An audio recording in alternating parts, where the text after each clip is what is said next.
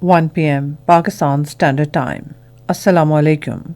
This is Radio Pakistan. The news read by Asma Hafiz.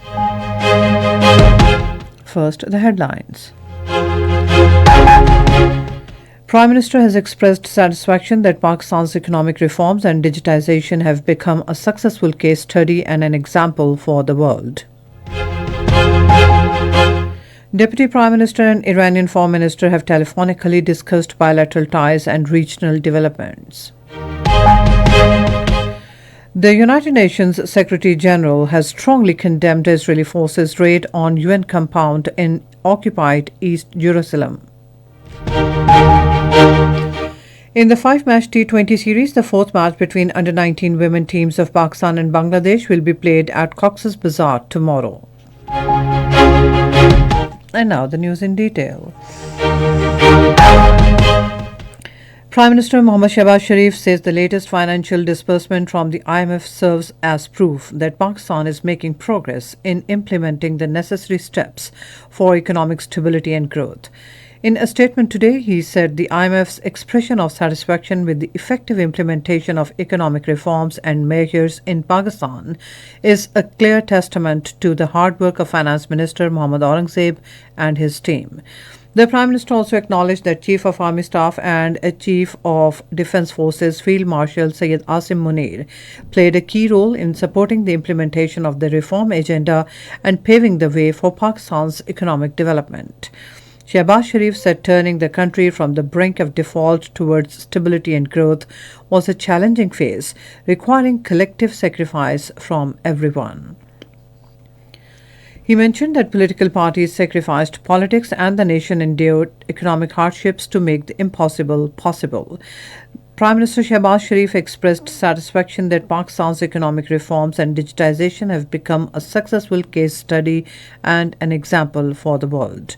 The Prime Minister expressed his firm commitment to working diligently for the prosperity of the people and completely freeing the country from foreign debt.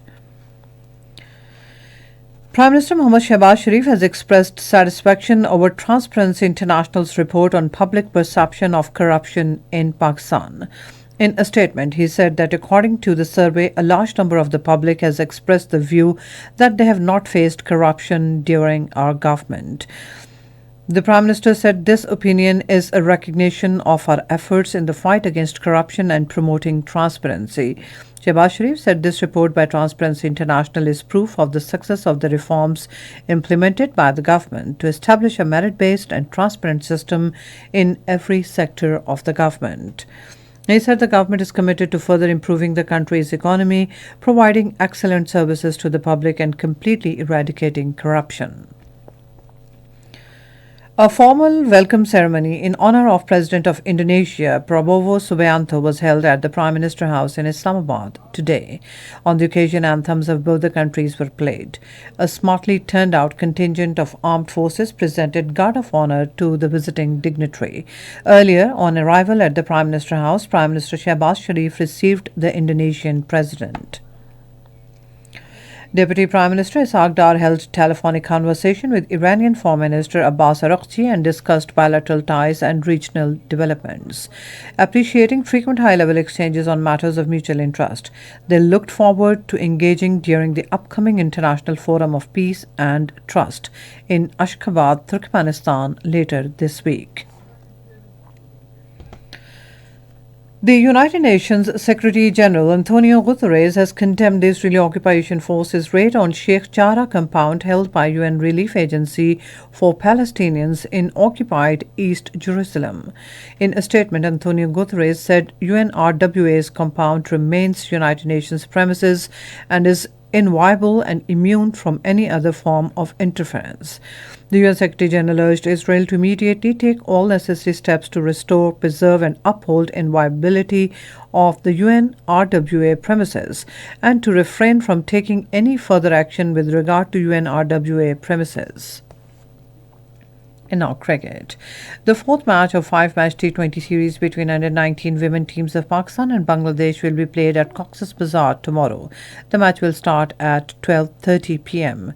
Bangladesh women lead the series 2-1. And that's all from the newsroom. For more news and analyses, log on to our website radio.gov.pk and also watch live video streaming of our bulletins on the link facebook.com/Radio Pakistan News Official.